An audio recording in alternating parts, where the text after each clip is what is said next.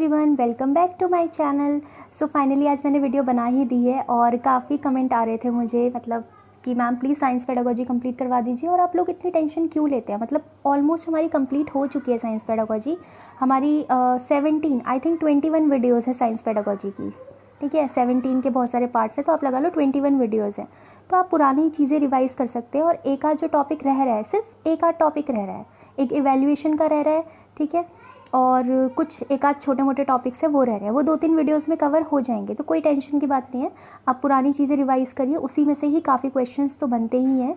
और 2-3 वीडियोस में मैं सब कुछ ख़त्म करवा दूँगी साइंस पेडागोजी का, कोई स्ट्रेस लेने की ज़रूरत नहीं है। और मुझे ये कहना था, जो हमने लास्ट वीडियो में डिस्कस किया था ना कि कौन कौन से अप्रोचेस, कौन कौन से मेथड्स होते हैं, तो उसी का ही एक टॉपिक, छोटा सा टॉपिक रह गया था, वो आज हम इस वीडियो में कवर करेंगे। ओके, तो उसके सारे पार्ट्स खत्म हो जाएंगे। और फिर जो नेक्स्ट वीडियो होगी उसमें हम जितने भी प्रीवियस ईयर क्वेश्चन हैं जो सीटेट में आए हुए हैं इन टॉपिक से रिलेटेड, अप्रोचेज मेथड्स, इनसे रिलेटेड, तो वो हम नेक्स्ट वीडियो में डिस्कस कर लेंगे। एक ही वीडियो होगी वो, तो आपको कहीं और जाने की ज़रूरत नहीं है, आपको उस वीडियो में सारे क्वेश्चंस एक साथ मिल जाएंगे। तो पहले आप कॉन्सेप्ट क्लियर कीजिएगा, उसके बाद फिर आप वो वीडियो देख के आप उसको देख सकते हैं, क्वेश्चन करके ट्राई कर सकते हैं कि आपके कितने कॉन्सेप्ट क्लियर हुए हैं। ठीक है, तो बिना टाइम वेस्ट किए चलिए आज का टॉपिक स्टार्ट करते हैं। तो आज हम डिस्कस करेंगे एक्सटेंडेड लर्निंग, फिर क्रिटिकल पैडागोजी। आपने बहुत बार सुना होगा इस वर्ड को अलग अलग अपनी पैडागोजी में, तो उसको डिस्कस करेंगे क्या होता है। और एनालॉजी स्ट्रैटेजी आपने, मुझे लगता है बहुत से लोगों ने नहीं सुना होगा पहले, क्योंकि सीटेट में साइंस में सिर्फ एक ही बार ये इससे रिलेटेड क्वेश्चन आया हुआ है। तो इन फ्यूचर कोई और क्वेश्चन भी आ सकता है इससे रिलेटेड, तो इस कॉन्सेप्ट को हम इस वीडियो में समझने की कोशिश करेंगे कि ये है क्या in the context of science. Okay, तो चलिए स्टार्ट करते हैं। सबसे पहले एक्सटेंडेड लर्निंग।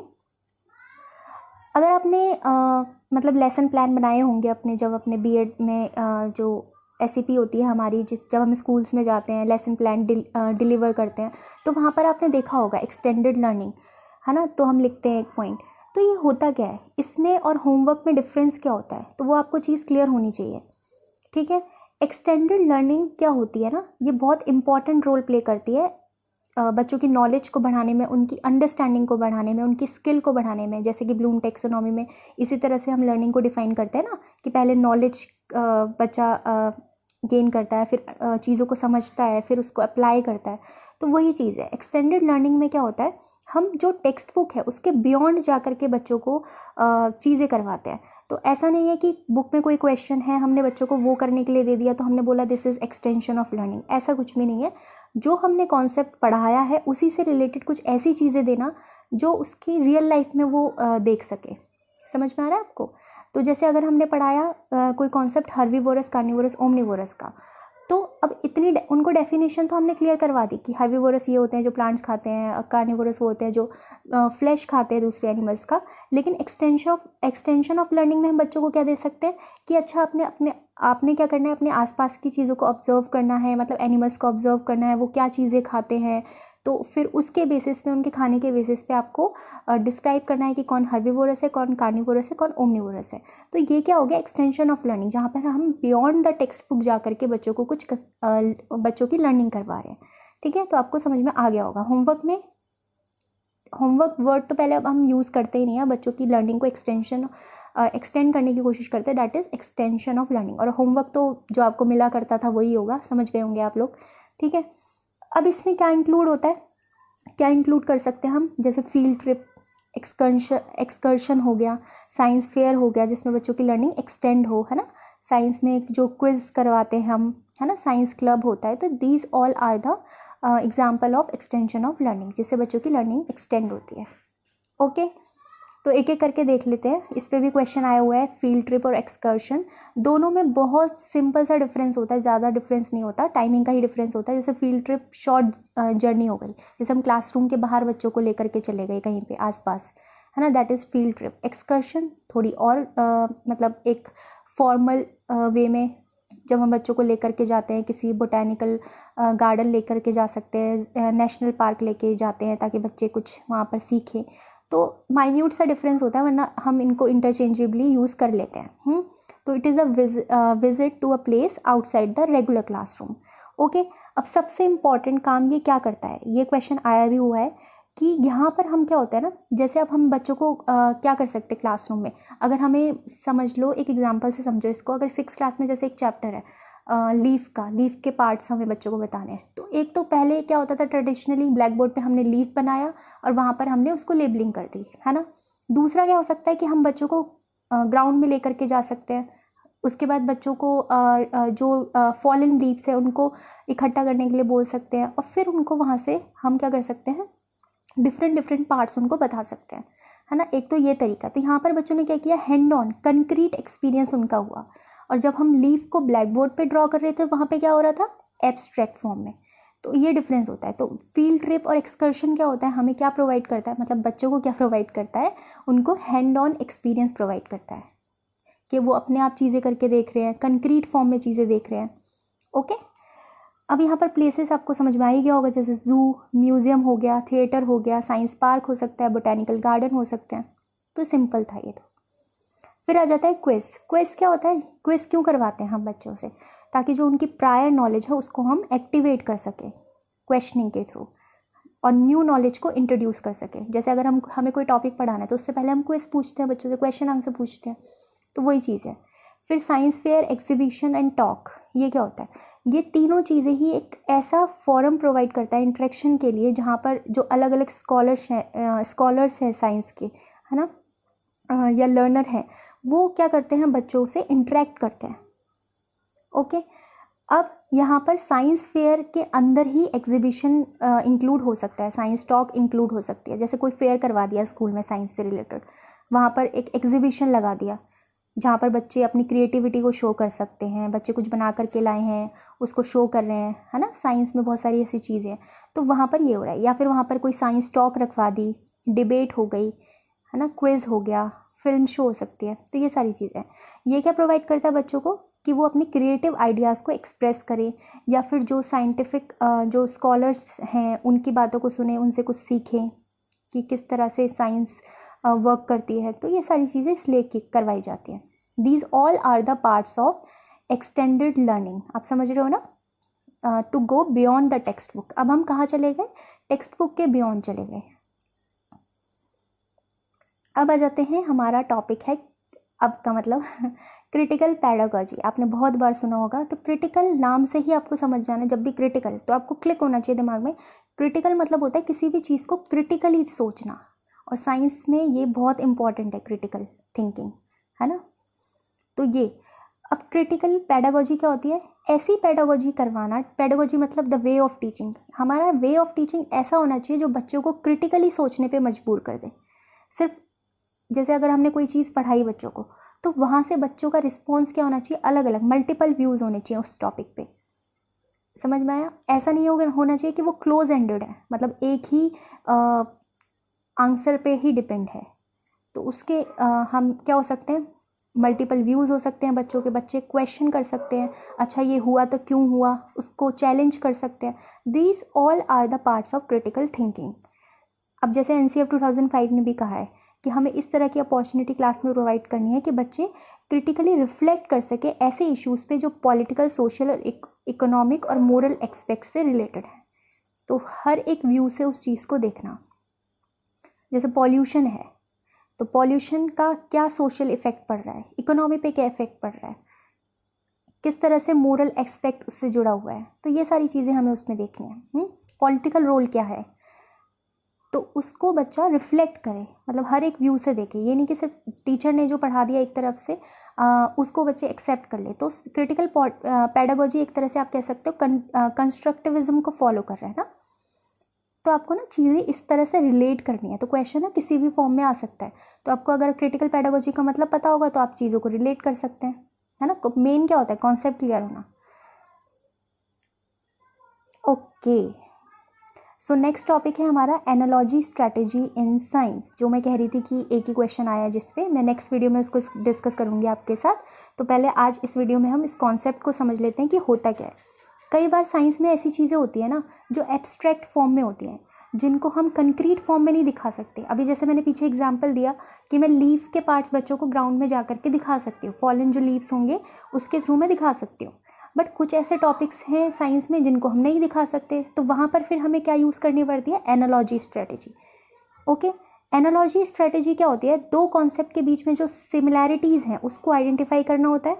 ओके, और जो पहले फैमिलियर कॉन्सेप्ट है, मतलब जो बच्चों को पहले से ही पता है, उसको अब जो हम नया पढ़ाने वाले हैं, अनफैमिलियर वन, मतलब जो अब हम नई नॉलेज उनको देने वाले हैं, उससे उसको कनेक्ट करना। अब आपको ये पिक्चर दिख रही होंगी, है ना, आप सोच रहे होंगे ये क्यों लगाई है मैंने। चलो मैं आपको एक एग्जांपल से इस चीज़ को समझाती हूँ। ये है गैलीलियो, ठीक है, और ये अर्थ समझ लो, इसको अर्थ रिवॉल्व कर रही है, और ये है शिप, ठीक है। तो अब हम समझते हैं इसको कि इसके पीछे कहानी क्या है। एक बार क्या हुआ, गैलीलियो और उनके कुलीग्स में डिबेट हो गई थी। किस बात को लेकर? उनके कुलीग्स ये कहते थे कि अर्थ क्या है, स्टिल है, वो रिवॉल्व नहीं करती है, और गैलीलियो कहते थे कि नहीं, अर्थ रिवॉल्व करती है। तो उनके कोलीग्स अपनी बात पर अड़े रहे। उन्होंने कहा नहीं, अर्थ बिल्कुल स्टिल है, वो बिल्कुल भी रिवॉल्व नहीं करती। और इसके लिए उन्होंने एक एग्जाम्पल भी दिया गैलीलियो को। उन्होंने पता है क्या कहा? उन्होंने ये कहा कि मान लो मैंने यहाँ से एक पत्थर फेंका टावर पर, तो अगर अर्थ रिवॉल्व करती, उनके कोलीग्स ने ऐसा कहा, अगर अर्थ रिवॉल्व करती तो टावर तो निकल जाता और पत्थर टावर के फुट पर ना जा करके, मतलब उसके पैरों पर ना गिर करके बहुत दूर गिरता, अगर अर्थ रिवॉल्व कर रही होती। बट ऐसा तो नहीं होता। अगर हम किसी बिल्डिंग से या टावर से अगर हम किसी पत्थर को फेंक रहे हैं तो वो हमेशा कहाँ गिरेगा, उसके फुट पे ही गिरेगा, फुट ऑफ द टावर पे ही गिरेगा। तो उन्होंने इस बात से उसको जस्टिफाई करने की कोशिश करी। फिर गैलीलियो ने क्या किया, क्योंकि अब अर्थ को तो रिवॉल्व होता हुआ हम दिखा नहीं सकते ना कि अर्थ रिवॉल्व हो रहा है, उस समय तो इतनी टेक्नोलॉजी नहीं थी कि हम गैलीलियो उनको दिखा सके कि अच्छा अर्थ तो रिवॉल्व कर रही है, वो अपनी बात को जस्टिफाई कर सके।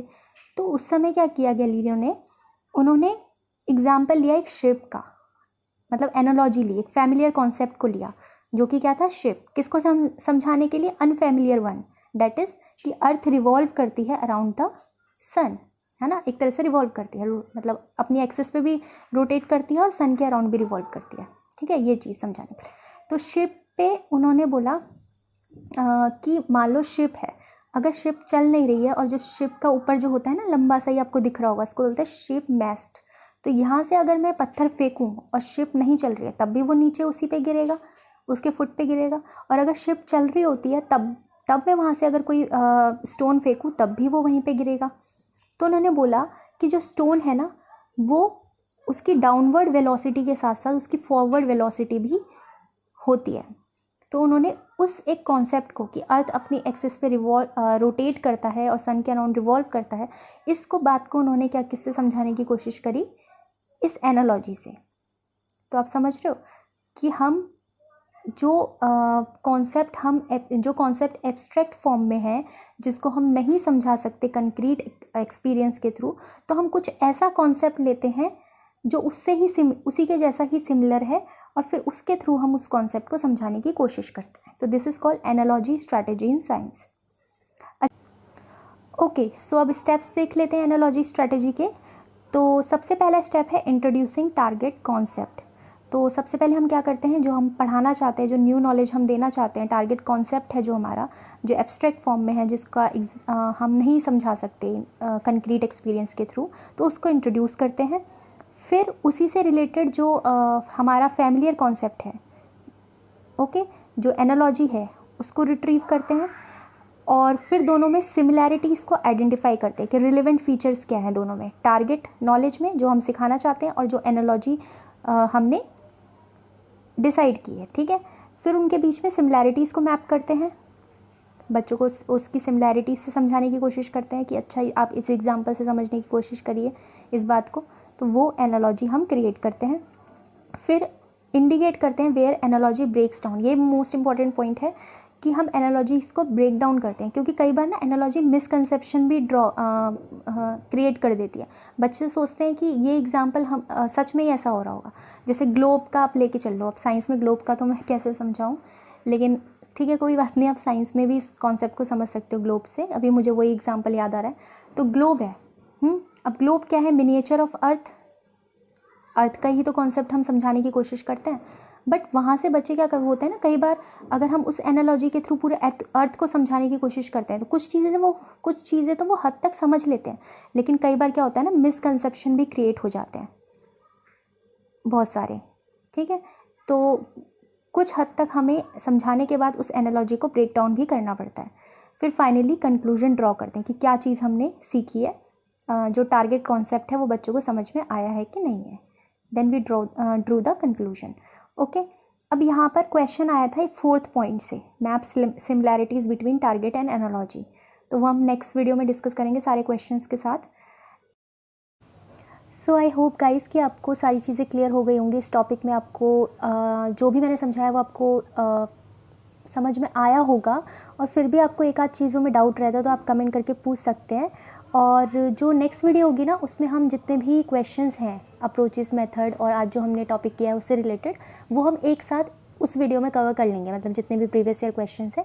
उसके बाद हमारा एक आध टॉपिक रहता है असेसमेंट इवैल्यूएशन का, वो हम आगे के वीडियोस पे कवर कर लेंगे। ऑलमोस्ट ख़त्म ही हो चुकी है हमारी साइंस पेडागोजी। ओके, और मुझे कहना था कि और भी आपको किसी टॉपिक के बारे में जानना है या कुछ करना है तो आप कमेंट करके मुझे बता दिया करें, और फिर मैं उससे रिलेटेड वीडियोस बनाने की कोशिश करूँगी। ठीक है, और अगर आपको ये वीडियो पसंद आई है, इस वीडियो को लाइक करें, शेयर करें और सब्सक्राइब करें इस चैनल को, ताकि जो भी अपकमिंग वीडियोस है उसका रेगुलर अपडेट्स आपको मिलते रहें। Till then, bye bye.